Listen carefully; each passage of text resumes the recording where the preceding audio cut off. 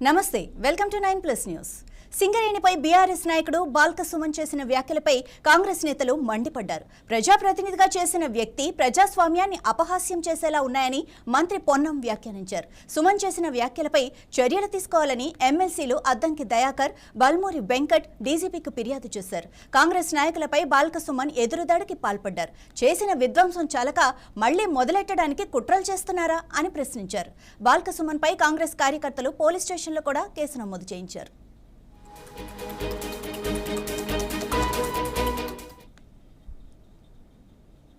నిన్న మా భీమారంలో national highway దిగ్బంధించారు మా వాళ్ళు.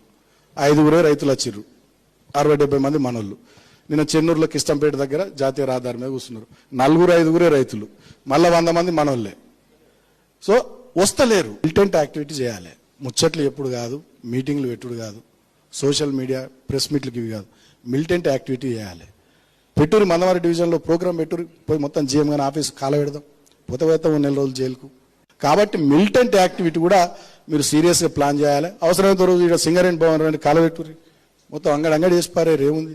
ఆ ఫీలింగ్ రావాలి, ఆ ఓనర్షిప్ రావాలి మన సంఘం మీద, మన నాయకత్వం మీద. కాబట్టి మిలిటెంట్ యాక్టివిటీ ప్లాన్ చేయరు. మన ఏరియాలో అన్ని రైల్వే లైన్లు ఉన్నాయి, కోసిపారేరు. రోజు ఓ ప్రోగ్రామ్ పెట్టి రైలు రోకాన్ని పెట్టి రైలు కోసిపారు. సీరియస్గా పైసలా నువ్వు పని చేస్తే పైసలు అవే తండాలు తన్నుకుంటూ వస్తాయి. నువ్వు ఒక్కటి కాలబెట్టి ఎవడు ఇయ్యడు పైసలు, చూడు గిది ఉండాలి. సెకండ్, ప్రజాస్వామ్యంలో బాధ్యతగా ప్రజా సమస్యల మీద, ప్రభుత్వ నిర్ణయాల మీద విభేదించి చట్టము మనకున్నటువంటి ప్రజా అంశాల మీద పోరాటం చేసే హక్కు ఎవరికైనా ఉంది. గౌరవంగా ఒక పార్లమెంట్ సభ్యుడిగా చేసిన వ్యక్తి, పార్లమెంట్ మెంబర్ అంటే హైయెస్ట్ పీపుల్స్ హౌస్, ఎన్నికైనప్పుడు నేను కూడా ఎంపీగా గెలిచిన వాటి ఆ రోజు ఎన్నికల అధికారి పార్లమెంట్ మెంబర్ అని చేయడు, పీపుల్స్ హౌస్ రిప్రజెంటేటివ్ అని ఇస్తాడు. అది జాతీయ సంపద రైల్వే పట్టాలు కోసేయమని చెప్తా ఉంటుంటే నాకు ఆశ్చర్యం అనిపించింది. అతను రాజకీయ ఉన్మాదిగా మారిండా, ఎటువంటి ఆలోచనతోటి మాట్లాడిన అనేటువంటి మాట నన్ను చాలా ఆశ్చర్యం చేసింది. ఎందుకంటే రైలు పట్టాలు కోస్తే ఆ రైలు మీద మనందరూ కూడా ప్రయాణం చేయొచ్చు, ఎవరైనా ఉండొచ్చు. నేనేం రాజకీయంగా వ్యక్తి టార్గెట్ ఓరియంటేషన్ లో మాట్లాడుతలేను. ఆయన మాట్లాడిన మాటలకు మాత్రమే reaction. I'm not any personal issue. ఒక ప్రతిపక్ష పార్టీకి సంబంధించిన పార్లమెంటు సభ్యుడిగా చేసిన వ్యక్తి, శాసనసభ్యుడిగా చేసిన వ్యక్తి, గవర్నమెంట్ విప్పుగా ఉన్న వ్యక్తి రైలు పట్టాలు కోసేయండి అని వాయిస్ ఇన్న తర్వాత నేను చెప్తాను. ఇది దుర్మార్గమైనటువంటి అంశం. కేంద్ర పోలీసులు కూడా రైల్వే శాఖ తరఫున రైలు పట్టాలు కోసేయమని చెప్పింది కాబట్టి రైల్వే పరంగా కేసు రిజిస్టర్ చేయాల్సిందే. చెన్నూరు నాయకులను కోరుతా ఉన్నా, ఆ వీడియోతో సహా పోలీస్ స్టేషన్ రైల్వే పోలీసులో కంప్లైంట్ చేయాలి. సింగరేణి కార్మికులందరినీ, తల్లి లాంటి సింగరేణి కార్యాలయాన్ని కాల్చేయమంటా ఉన్నాడు. ఇన్ని లక్షల మందికి ఉపాధినిచ్చేటువంటి సింగరేణి సంస్థ, ఆ ప్రాంతం నుంచి శాసనసభ్యుడిగా పార్లమెంట్ మెంబర్ గెలిచిన మీరు తల్లి లాంటి సింగరేణి సంస్థను పేల్చేయమని చెప్తా ఉన్నాం. ఆయనే చెప్తా ఉన్నాడు, నేను బాధ్యతగా ప్రతిపక్ష పార్టీ నిరసనలు చెప్పొద్దు అనేంత అవివేకిని కాము. ఈ ప్రభుత్వం ప్రజాస్వామికంగా ఉద్యమాలు చేయడానికి అవకాశం ఇస్తుంది. స్వయంగా వారే చెప్తా ఉన్నారు, ఇంత పెద్ద ధర్నా చేస్తే 5 రైతులు రాలేని, మీ రైతుల ధర్నా పొలిటికల్ డ్రామా మీ ఇంట్రెస్ట్ జరుగుతుందని నువ్వే స్పీచ్ లో 5 రాలే రైతులని. నేను అంటలే, 5 రైతులు రాని ధర్నా పార్టీ 70 మందితో కలిపి ధర్నా చేసి 4 రోజులు జైలు పోతే పర్వాలేదు, నువ్వు రైలు పట్టాలు కాల్చేయి, నువ్వు సింగరేణి భవనాన్ని వేల్చేయి, ఆ భవనాన్ని వేల్చేయమని చెప్తున్నావు అంటే ఇది వ్యక్తిగతం అని అనుకుంటలేను. టిఆర్ఎస్ పార్టీ వెంటనే అతన్ని బహిష్కరించాలి. మొన్న అక్కడ ఎన్నికలు మున్సిపాలిటీ వస్తే ఏదో అన్యాయం జరిగిందని ఆయననే దాడి చేశాడు. మేమేదో అణిచివేసినామని చెప్పి జైల్లో పడితే మొత్తం మంది నాయకత్వం అంతా పోయి మద్దతు ఇచ్చారు. ఇవాళ పార్టీ స్పందించాలి. ఆయన మాట్లాడిన మాటల్ని పార్టీగా భావిస్తా ఉన్నాం, టిఆర్ఎస్ పార్టీ వ్యాఖ్యలుగా భావిస్తా ఉన్నాం. టిఆర్ఎస్ పార్టీ దాన్ని సరే బీఆర్ఎస్ ఓకే, ఆయన మేము టిఆర్ఎస్ ఎలియాస్ బీఆర్ఎస్ చంద్రశేఖరరావు గారి నాయకత్వంలో ఉన్న పార్టీ సభ్యుడుగా ఆయనే ఇటువంటి విపరీత వ్యాఖ్యలు అంటే ఫ్రస్ట్రేషన్ ఉండొచ్చు.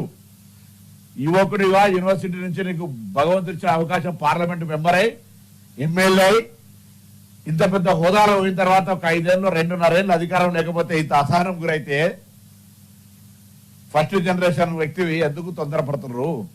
ఇటువంటి మాటలు రైల్వే పట్టాలను కోసేయమంటే ఏం జరుగుతుంది, సింగరేణి కార్యాలయాన్ని కాల్చేయమంటే ఏం జరుగుతుందో ఆ పార్టీ స్పందించాలని డిమాండ్ చేస్తా ఉన్నా.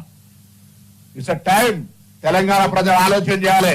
సింగరేణి కార్మికులకు న్యాయం చేయకపోతే ఉద్యమాలు చేస్తారు, సింగరేణి కార్మికులు చూసుకుంటారు. సింగరేణి కార్మిక సంఘాలు ఉన్నాయి. సింగరేణి కార్మికుల తరపున ఒకళ్ళతో పుచ్చుకొని పట్టాలు కోసేయండి, సింగరేణి భవన్ను పేల్చండి. ఇది రాజకీయ పార్టీ లేకపోతే ఇది ఏ రకమైన పార్టీ రా బాబు మీది? టెర్రరిస్టులు కూడా ఇట్లా బహిరంగ ప్రకటనలు చేయరు. సిగ్గుండాలి ఇంకా మాట్లాడటానికి. కేసీఆర్ తల తిక్క ఇగో ఇట్లాంటి తలకాయ మాసిన వాళ్ళని ఇలా లీడర్లు చేసుకొని ఇలా అనుభవిస్తున్నావు. నీ డైరెక్షనా లేకపోతే కేటీఆర్ డైరెక్షనా? ఇట్లా కాల్ చేయడం పేల్చేయడం ఏం బీకిరు మీరు? మూమెంట్లో వచ్చిండ్రా, సాగరహారంలో వచ్చిండ్రా, సడక్ బంద్లో ఇంట్లో పండుకున్న దరిద్రులు ఇలా మీకు అధికారం కోల్పోయేసరికి సింగరేణి భవన్లు పేల్చేయాలి, పట్టాలు కోసేయాలి. ఇదంతా కూడా అసహనం. అధికారం పోయిందని అసహనం 2.5 సంవత్సరాలకి కింద మీద పడుతున్నాం రా బాబు. నాకు అర్థం కాదు. నేను చెప్తున్నా, సుమనే కాదు, సుమన్ లాంటి ఇంకొక 5-6 వ్యక్తులు వీళ్ళ ప్రాపకం కోసం మిమ్మల్ని బలి చేస్తారు. మిమ్మల్ని బలి చేసి ఏం చేస్తారు? వాళ్ళు ఎంజాయ్ చేస్తారు. ఆయన మేము కంప్లైంట్ చేయకముందే ఎమ్మెల్సీలు అంటే విపులమైనది కూడా వీరికి అంత అహంభావం, అంత బలుపు. ఇలాంటి పరిస్థితి మీకుంటే మిమ్మల్ని ఎవడేం చేస్తారా బాబు? నన్ను అయితే ఈ కేసులు 3 నెలలు పోతాడట, 3 నెలలు కాదు 4 నెలలు పోతాడట. మరి ఇట్లాంటి వాడు ఏం చేయాలి? ఇట్లాంటి వాడిని ఏం చేయాలి? పీడీ యాక్ట్లు పెట్టాలనా లేకపోతే ఇంకేమైనా అసలే బయటికి రాకుండా ఏది వెనకటి కాక రాజులు కాక బందికానాలు వేసి మొత్తంగా పూర్తి చేసినట్టు పూర్తి చేయాలనా? ఇలాంటి యొక్క రీతి బీఆర్ఎస్ రీతి తెలంగాణ ప్రజలారా గమనించండి. గతంలో ఆంధ్ర మూమెంట్లో అంటే మీరు ఏదో వాళ్ళని బెదిరియడానికి చేసిండ్రో, ఇంకొకరిని కాడ చందాలు తీసుకోవడానికి చేసిండ్రో, ఇంకొక కంపెనీ నుంచి అడిగితే ఇవ్వకపోతే తలా చేసిండ్రో, కేసులు పెట్టిరు మీ మీద. మా మీద లేదా కేసులు? మా మీద 100 కేసులు ఉన్నాయి. వాళ్ళు కాదు, మీరు వచ్చినాక కూడా పెట్టి జైల్లో పెట్టిండ్రు. వెంకట్ దాదాపు 4 సార్లు పైచీలకు జైల్లో పెట్టిండ్రు. మాలాంటి వాళ్ళని కూడా జైల్లో పెట్టిండ్రు. ఇలా మీరు మాత్రం శుద్ధ పూసలు లెక్క మాట్లాడతారేమో నాయన. ఇట్లాంటి సిగ్గుమాలిన చర్యలు బీఆర్ఎస్ చేస్తుంది అంటే మళ్ళా మేము తెలంగాణ అంటారు. ఇలాంటి వాటిని తెలంగాణ ప్రజలకు క్షమించడానికి తెలిసి ఇప్పుడు మీరు ఏం చేస్తుండ్రు? రైతుల విషయాలు మీరు బజారుకి ఎక్కితే రైతులు రావట్లేరని బాధపడుతున్నారు. ఇలా విద్యార్థులకు సమస్యలకు వస్తే విద్యార్థులు రావట్లేదని బాధపడుతున్నారు. సింగరేణి కార్మికులు పెడితే సింగరేణి కార్మికులు రావట్లేదని ఎందుకు వస్తారు? మీకు తెలంగాణ ప్రభుత్వం ప్రతి ఒక్క అంశాన్ని ఈరోజు పరిశీలి చేయడమే కాకుండా పరిష్కరిస్తున్న పరిస్థితిలో మీ వైపు ఎందుకు వస్తారు? మీకు అధికారం లేకపోతే మీ వెంట రావాలనా? బీఆర్ఎస్ పార్టీ మాజీ ఎమ్మెల్యే, మాజీ విప్, మాజీ ఎంపీ బల్క సుమన్ మాట్లాడిన వ్యాఖ్యల్ని తెలంగాణ రాష్ట్ర వ్యాప్తంగా కూడా ఒక ఉన్నతమైన స్థానంలో పనిచేసిన వ్యక్తులు ఈ రకంగా మాట్లాడతారా అని చెప్పి ప్రజలందరూ కూడా ఆలోచించాల్సిన పరిస్థితి ఏర్పడ్డది. నిన్న బల్క సుమన్ మాట్లాడుతూ చాలా క్లియర్ కట్గా బీఆర్ఎస్ పార్టీ ఇచ్చే పిలుపులకి, బీఆర్ఎస్ పార్టీ చేపట్టే ధర్నాలకి రైతులు ఎవరు రావట్లేదు, బీఆర్ఎస్ పార్టీ కార్యకర్తలతోటి వాళ్ళే రైతు ఉద్యమాలని చేపడుతున్నట్టు చాలా క్లియర్ కట్గా బల్క సుమన్ ఒప్పుకోవడం జరిగింది. దానితో పాటు బీఆర్ఎస్ పార్టీ ఇచ్చే ధర్నాలకి ప్రజలు ఎవరు కూడా పాల్గొంటలేరని చెప్పి స్వయంగా తన మాటల్లో తానే అంగీకరించడం జరిగింది. అంతేకాకుండా తెలంగాణ రాష్ట్రంలో శాంతి భద్రతలను దెబ్బతీయాలి, మిలిటెంట్ యాక్టివిటీస్ చేయాలి అని చెప్పి రెచ్చగొట్టే వ్యాఖ్యలు, ప్రజల్ని అదేవిధంగా కార్యకర్తల్ని రెచ్చగొట్టే వ్యాఖ్యలు, ఆ ప్రభుత్వ ఆఫీసులని తగలబెట్టాలి, రైలు పట్టాలు కోసేసేయాలి, ప్రజల ప్రాణాలు తీసే విధంగా నడిచే రైలు పట్టాలనే కోసేసేయాలి, పట్టాలు తీసేసేయాలనే విధంగా బల్క సుమన్ మాట్లాడడం జరిగింది. అంటే ఎంత నీచానికి దిగజారి అధికారాన్ని కోల్పోయినామని చెప్పి ప్రజాప్రభుత్వం ప్రజలకి మెరుగైన పరిపాలన అందిస్తుంటే ప్రజలు ఎవరు కూడా వాళ్ళ పార్టీని, వాళ్ళ భాగోతాల్ని పట్టించుకోవడం లేదు. వాళ్ళు ఇచ్చే ధర్నాలకి ప్రజలు ఎవరు రావటం లేదు.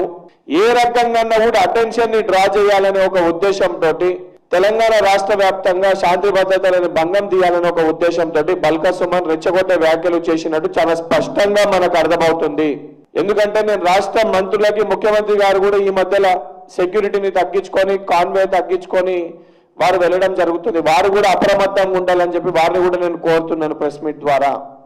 ఎందుకంటే కావాలని చెప్పి తెలంగాణ రాష్ట్రంలో శాంతియుతంగా ఉన్న తెలంగాణ రాష్ట్రాన్ని ఈ బీఆర్ఎస్ పార్టీ దొంగలు కొంతమంది గూండాలతోటి, వాళ్ళ పార్టీలో కొంతమంది గూండాలతోటి ఈ రకంగా కార్యకర్తల్ని రెచ్చగొట్టి ఆఫీసులు తగలబెట్టించి రైలు పట్టాలని కోసేసి సామాన్యమైన ప్రజలకి ఇబ్బందికర వాతావరణం తీసుకొచ్చే ప్రయత్నము బీఆర్ఎస్ పార్టీ నాయకులు చేస్తున్నారు. దీంట్లో ఏదో కుట్ర దాగుంది.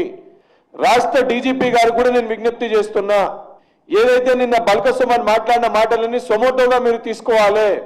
సొమోటోగా తీసుకొని దీని వెనుక ఏం కుట్ర దాగుంది, దీని వెనుక ఎవరున్నారు, దీని వెనుక బీఆర్ఎస్ పార్టీ నాయకుల ఒక పాత్ర ఏంది, వీరు ఏమి చేయాలనుకుంటారు, జరగరాంది ఏదన్నా రేపు పొద్దున జరిగితే తెలంగాణ రాష్ట్రంలో ఇబ్బందికర పరిస్థితులు మనం ఎదుర్కోవాల్సి వస్తుంది. కాబట్టి వెంటనే ఇటువంటి సంఘ విద్రోహ శక్తులు బల్క సుమన్ సొంటోల్ని కటకటాల్లో నెట్టి వాళ్ళపైన ఎంక్వైరీ జరిపి తన మాట్లాడిన మాటలలో వాళ్ళు చేస్తున్న కుట్రలు ఏందో ఆ కుట్రలన్నింటినీ కూడా భగ్నం చేయాలని ఒక ఉద్దేశాన్ని నేను రాష్ట్ర డీజీపీ గారికి మీడియా ద్వారా విజ్ఞప్తి చేస్తున్నా. ఒక కార్యకర్తకి చెప్తున్నాం, రైతులు వస్తున్నారా రోడ్ల మీదకి? నిన్న మా భీమారంలో నేషనల్ హైవే దిగ్బంధించారు మా వాళ్ళు. 5 రైతులు వచ్చిర్రు, 60-70 మంది మనోళ్ళు. నిన్న చెన్నూరులో కిష్టంపేట దగ్గర జాతీయ రహదారి మీద కూర్చున్నారు. 4-5 రైతులు, మళ్ళీ 100 మంది మనోళ్ళే.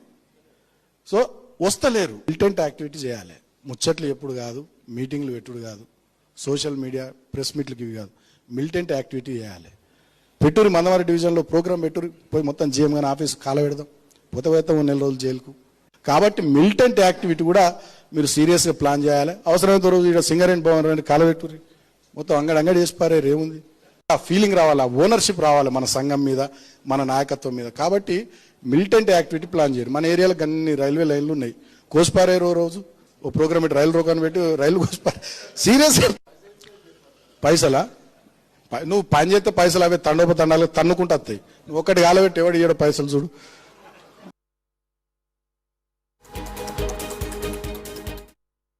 ఏపీలో త్వరలో స్థానిక ఎన్నికలు రానున్నాయని, ఆ ఎన్నికల్లో చంద్రబాబు కుట్రలను ఎదుర్కొంటూ ధీటుగా నిలబడాలని పార్టీ శ్రేణులకు వైసీపీ అధినేత వైఎస్ జగన్ పిలుపునిచ్చారు. స్థానిక సంస్థల ఎన్నికల్లో అన్ని స్థానాల్లో వైసీపీ జెండా ఎగరాలని ఆకాంక్షించారు. పార్టీ కీలక నేతలు, జిల్లా అధ్యక్షులు, ఎంపీలు, ఎమ్మెల్యేలు, ఎమ్మెల్సీలు, కోఆర్డినేటర్లు హాజరైన సమావేశంలో జగన్ చంద్రబాబును తీవ్రంగా విమర్శించారు. ఎమ్మెల్యే అభ్యర్థి స్థానిక సంస్థల ఎన్నికల్లో కింది స్థాయి నాయకులకు అండగా ఉండాలని సూచించారు. సరిగ్గా పనిచేయకుంటే ఇన్ఛార్జి పదవులను పీకేస్తామని హెచ్చరించారు. ఎస్ఐఆర్ పట్ల అప్రమత్తంగా ఉండాలని, ఓట్లు తగ్గినా పెరిగినా కష్టమే అని జగన్ అన్నారు. కూడా జూన్ 4 నుంచి 12 వరకు చంద్రబాబు పొడిచిన వెన్నుపోట్లను వివరిస్తూ మొదటి ఏడాది ఏ రకంగా అయితే మనం ర్యాలీలు నిర్వహించామో బాగా జరిగింది అప్పట్లో కార్యక్రమాలు. అంతకన్నా బాగా రెండవ ఏడాది చంద్రబాబు నాయుడు గారి పాలన మీద నిరసన తెలుపుతూ ఇంకా గొప్పగా కూడా ర్యాలీలు గొప్పగా జరగాలి. ఈ కార్యక్రమాలకన్నిటికీ కూడా జూన్ 4 నుంచి 12 వరకు వెన్నుపోటుకు 2 ఏళ్ళు కార్యక్రమం అనేది పార్టీ తరఫున చేపడతా ఉన్నాం. జూన్ 4 నుంచి 12 వరకు జరగబోయే ఈ కార్యక్రమాలు ఒకవైపున ఎస్ఐఆర్ కారణంగాను, కమిటీల వెరిఫికేషన్, మనకు గ్రామ స్థాయిలో కమిటీలు ఏవైతే ఉన్నాయో వాటి వెరిఫికేషన్ కారణంగాను, ఎండను తీవ్రతను కూడా పరిగణలోకి తీసుకొని ఈ షెడ్యూల్ అనేది రూపొందించడం జరిగింది. జూన్ 4న మండల కేంద్రాలలో నిరసన కార్యక్రమాలు చేపడుతున్నాం. ప్రతి మండలంలోనూ మీ నియోజకవర్గాలలో జూన్ 4న ఈ కార్యక్రమం చేపట్టాలి. ఆ ప్రతి మండలంలోనూ చంద్రబాబు నాయుడు గారికి సంబంధించి ఆయన మేనిఫెస్టో, అంటే ఈనాడులో ఎన్నికలకు ముందు ఆయన ఇచ్చిన అడ్వర్టైజ్మెంట్, ఆ కాపీ ప్లస్ బాండ్లు వీళ్ళు ఏదైతే ఇచ్చినారో బాండ్లు, ఏకంగా పవన్ కళ్యాణ్, చంద్రబాబు నాయుడు గారి ఫోటోలతో ఏకంగా సంతకాలు పెట్టి బాండ్లు ఏదైతే ఇచ్చినారో ఆ బాండ్ల కాపీస్ ఇవి నెట్లో అందుబాటులోనే మన దగ్గర ఉన్నాయి. మీరు కూడా మీ నియోజకవర్గాలలో కూడా ప్రతి కార్యకర్తకు కూడా ఈ విషయాలన్నీ కూడా చెప్పి దీంట్లో కూడా పెట్టడం జరిగింది, ఈ బుక్ లో కూడా. హైదరాబాద్లో నిరుపేదల సొంతింటి కల సాకారం చేసేందుకు ప్రభుత్వం అడుగులు వేగవంతం చేసింది. ఇందిరమ్మ ఇండ్ల నిర్మాణం కోసం స్థల సేకరణ ప్రక్రియను రెవెన్యూ, గృహ నిర్మాణ శాఖలు ముమ్మరం చేశాయి. ఇందులో భాగంగా ఫలక్నామా షారుఖ్ నగర్లోని బండ్లగూడ మండలం పరిధిలో గల సర్వే నెంబర్ 266/1లోని 13 ఎకరాల భూమిని ఉన్నతాధికారుల బృందం పరిశీలించింది. మంత్రి పొంగులేటి శ్రీనివాసరెడ్డితో కలిసి మంత్రి అజారుద్దీన్, ఎంపీ అసదుద్దీన్ ఓవైసీ, ఎమ్మెల్యే ముబీన్, వివిధ శాఖల అధికారులు ఈ క్షేత్రస్థాయి పరిశీలనలో పాల్గొన్నారు. ఈ 13 ఎకరాల భూమిలో అందుబాటులో ఉన్న 4 ఎకరాల ఖాళీ స్థలాన్ని ఇందిరమ్మ ఇండ్ల నిర్మాణానికి ఉపయోగించేలా అధికారులు ప్రణాళికలు సిద్ధం చేస్తున్నారు.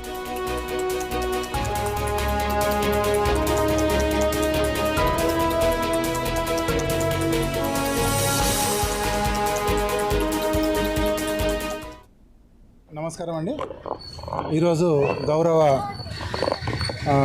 మినిస్టర్ గారు పొంగులేటి శ్రీనివాసరెడ్డి గారు, రెవెన్యూ శాఖ మంత్రులు మరియు గృహ నిర్మాణ శాఖ మంత్రులు గారు, అదేవిధంగా మైనార్టీ వెల్ఫేర్ మినిస్టర్ గారు అజారుద్దీన్ గారు కూడా ఈరోజు విచ్చేయడం జరిగింది. ముఖ్య ఉద్దేశం ఏంటంటే ఇవాళ 266/1 సర్వే నెంబర్లో 13 ఎకరాల 20 గుంటల భూమిలో ఇందిరమ్మ ఇండ్ల నిర్మాణానికై స్థల సేకరణ గురించి 4 ఎకరాలు స్థల సేకరణ గురించి చూడడానికని ఇచ్చేసి ఉన్నారు. కాబట్టి ఈ స్థలాన్ని పరిశీలించిన తర్వాత పూర్తి నివేదికలు గవర్నమెంట్ పంపాలని చెప్పేసి ఆదేశించినారు. కాబట్టి అదే ఉద్దేశంతో చూడడానికి రావడం జరిగింది.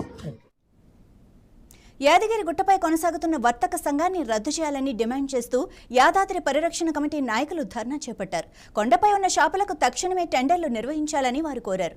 యాదగిరిగుట్ట నిరుద్యోగులకు ఉపాధి అవకాశాలు కల్పించకుండా కొంతమంది వర్తక సంఘం పేరుతో షాపులను సంవత్సరాలుగా అక్రమంగా స్వాధీనం చేసుకుంటున్నారని నాయకులు ఆరోపించారు. దేవాదాయ శాఖ ఆదాయానికి గండి కొడుతున్నారని తీవ్ర విమర్శలు చేశారు.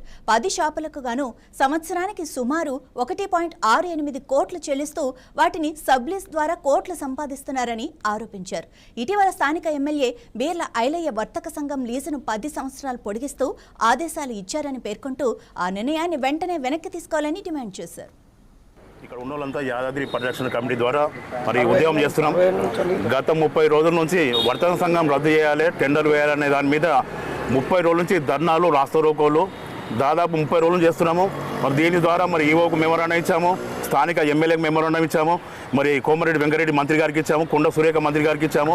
ఇక కమిషనర్ గారు ఇక్కడ ధర్నా చేసి కూడా మరి ఆ రోజు కూడా మెమోరాండం ఇచ్చాము, ప్రిన్సిపల్ సెక్రటరీ కూడా మెమోరాండం ఇచ్చాము.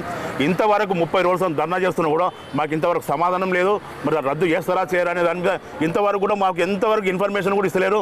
మరి ఏవో గారేమో నేనేం లేదు పంపించారని చెప్తారు. మా స్థానిక ఎమ్మెల్యే గారేమో గతంలో మన 1వ తారీఖు నాడు మే 1వ తారీఖు నాడు ఆయన ఒక లెటర్ ఇచ్చారు. 3 ఏళ్ళు రిన్యువల్ ఉంటుంది, కానీ ఆయన 10 ఏళ్ళు రిన్యువల్ ఇచ్చారు అత్యోత్సాహంతో. వాస్తవానికి మరి ఆయన 10 ఏళ్ళు రిన్యువల్ చేయడానికా లేకపోతే అది రద్దు చేయడానికా మాకు అర్థమైతే లేదు. స్థానికంగా నిరుద్యోగులు గంజాయికి అలవాటు పడుతారు, పని లేక హైదరాబాద్కి వస్తారు, ఇక్కడ వచ్చి ఉద్యోగాలు చేస్తారు, అప్ అండ్ డౌన్ చేస్తారు. చాలా ఇబ్బందులు అవుతున్నాయి. గుట్ట మీద 114 షాపులు ఉంటే గతంలో కేసీఆర్ రీకన్స్ట్రక్షన్ చేసినప్పుడు గుడి నిర్మాణం కోసం అని గుడి మొత్తం కూలగొట్టిన టైంలో వాళ్ళు 114 మంది షాపుల కేసీఆర్ ఆ ఇంటికాడ ధర్నా చేసి ఎమ్మెల్యే ద్వారా పోయి అయ్యా మాకు ఉపాధి లేదు, ఒక 10 షాపులన్నీ ఇవ్వండి, మేము కలిసికట్టుగా మేమందరము వ్యాపారం చేసుకొని మేము ఉపాధి కల్పించుకుంటాము అనే దాని మీద వాళ్ళు రిక్వెస్ట్ చేస్తే ఆ కేసీఆర్ కూడా ఒకటే మాట చెప్పిండు, మీకు గుడి కన్స్ట్రక్షన్ అయ్యి నిర్మాణం అయ్యి ఓపెన్ అయ్యే వరకు మీకు ఇస్తాం 10 షాపులు, ఆ తర్వాత మీకు కింద 114 షాపులు కట్టిస్తాం, మీరు కిందికి వెళ్ళిపోవాలి, పైన ఉండదని చెప్పారు. ఆ 10 షాపులు కూడా తాత్కాలికంగా 10 షాపులకు 14 లక్షలు కిరాయి, సంవత్సరానికి 1,60,000 1 కోటి. ఈరోజు యాదగిరిగుట్ట యాదాద్రి దేవాలయంకు సంబంధించినటువంటి షాపులు నిబద్ధతతో టెండర్ నిర్వహించాలని ఆల్ పార్టీ, అంటే ఏ రాజకీయ పార్టీ కాదు, రావటం మాకు రిప్రజెంటేషన్ ఇవ్వటం జరిగింది. మీ అందరికీ తెలుసు, నేను ఎంపీగా ఉన్నప్పుడు ఈ యొక్క దేవాలయ అభివృద్ధి కొరకు శంకుస్థాపనే కాదు, అభివృద్ధికి అద్భుతమైనటువంటి ఈరోజు దాదాపు సంవత్సరానికి 200 కోట్ల ఆదాయం టెంపుల్కి వస్తుందంటే ఆ రోజు నేను అప్పుడు ఉన్నటువంటి ప్రభుత్వం మరి కేంద్ర ప్రభుత్వం ప్రసాద్ స్కీమ్ కింద వేసినటువంటి సహకారం వల్ల తెలంగాణ రాష్ట్రంలో అద్భుతమైనటువంటి టెంపుల్ ఉంది.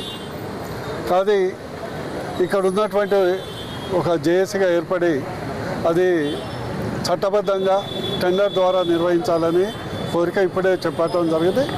నేను ఖచ్చితంగా దేవాదాయ శాఖ మార్చులు కొండా సురేఖ గారు, అదే రేవంత్ రెడ్డి గారు, మరియు ఎండోమెంట్ కమిషనర్ గారితో కూడా మా పార్టీ పరంగా కూడా ఈ దేవాలయం కాదు ఏదైనా కూడా మోడీ గారి తరహాలో చట్టబద్ధతతో ఓ ట్రాన్స్పరెంట్ మెథడ్లో మల్కాజ్గిరి నియోజకవర్గం సఫిల్గూడ చౌరస్తాలో greater Hyderabad centring contractor association ఆధ్వర్యంలో సెంట్రింగ్ కార్మికులు నిరసన దీక్ష చేపట్టారు. తమ పనికి తగిన వేతనం ఇవ్వడం లేదని, మధ్యవర్తుల కారణంగా జీవనోపాధి దెబ్బతింటోందని వారు ఆవేదన వ్యక్తం చేశారు. ఓనర్, సెంట్రింగ్ కాంట్రాక్టర్ మధ్యలో ఉన్న మేస్త్రీ వ్యవస్థ వల్ల తమకు న్యాయమైన వేతనం అందడం లేదని సెంట్రింగ్ అసోసియేషన్ కోశాధికారి ఆరోపించారు. ఈ వ్యవస్థను తక్షణమే రద్దు చేయాలని ఆయన డిమాండ్ చేశారు. సెంట్రింగ్ కార్మికుల జీవన స్థితిని మెరుగుపరిచేందుకు ప్రభుత్వం తక్షణ చర్యలు తీసుకోవాలని, వారికి ఆరోగ్య బీమా సౌకర్యం కల్పించాలని కూడా వారు కోరారు. కార్మికుల సమస్యలపై ప్రభుత్వం స్పందించకపోతే ఉద్యమాన్ని మరింత తీవ్రతరం చేస్తామని హెచ్చరించారు.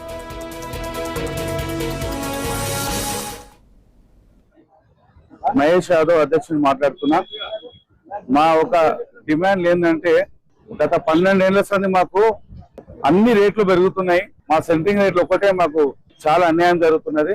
ఇది ఏంటంటే దీనికోసం మేము ఈ 16వ తారీఖు నాడు మేము ధర్నా చేపట్టినాము. ఇదో 12వ రోజు సభంగా మేము ఏమంటున్నామంటే బిల్డింగ్ రంగంలో 20 మంది కాంట్రాక్టర్లు పనిచేస్తారు. అందులో కీలక పాత్ర సెంట్రింగ్ పాత్ర.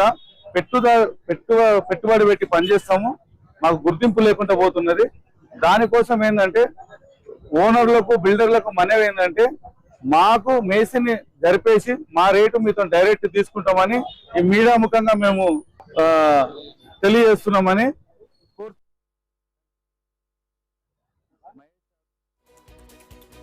మేము greater Hyderabad centring contractors association ఆధ్వర్యంలో ఈ రోజుకు మా సమ్మె 12వ రోజు దించుకుంటూ వచ్చేసి మాకు పోటీతత్వం పెట్టి ఆ 27 చేస్తే మాకు ఏమి గిట్టుబాటు కాని పరిస్థితి తీసుకొచ్చినారు.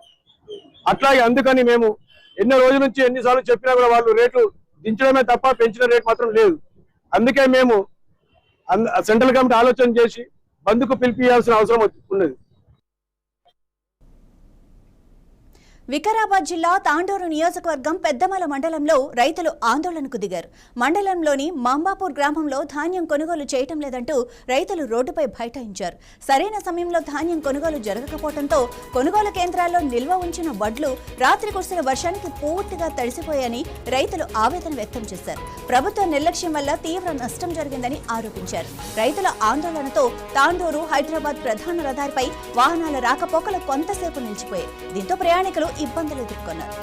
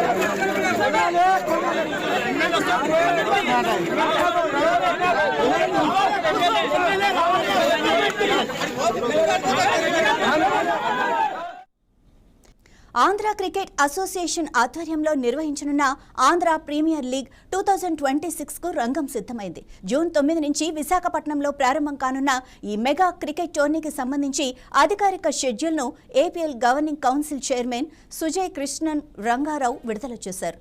రాష్ట్ర వ్యాప్తంగా ఉన్న యువ క్రికెటర్లకు వేదికగా నిలవనున్న ఈ టోర్నీలో మొత్తం 7 జట్లు రౌండ్ రాబిన్ ఫార్మాట్లో తలపడనున్నాయి. విశాఖపట్నం, కడప, మంగళగిరి వేదికలుగా మ్యాచ్లు జరుగుతున్నాయి. రాష్ట్ర క్రికెట్ అభివృద్ధికి ఈ లీగ్ కీలకంగా మారనుండగా అభిమానులకు హై వోల్టేజ్ మ్యాచ్లు సిద్ధమవుతున్నాయి.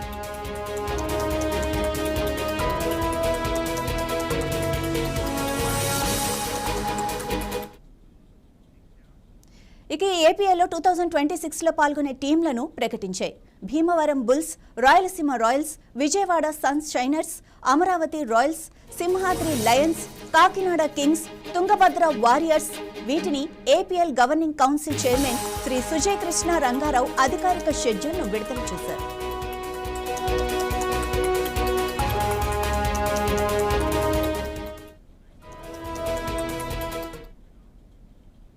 ఇవి ఇప్పటి వరకు ఉన్న బులెటిన్ అప్డేట్స్. మరిన్ని అప్డేట్స్ కోసం చూస్తూనే ఉండండి 9+ న్యూస్.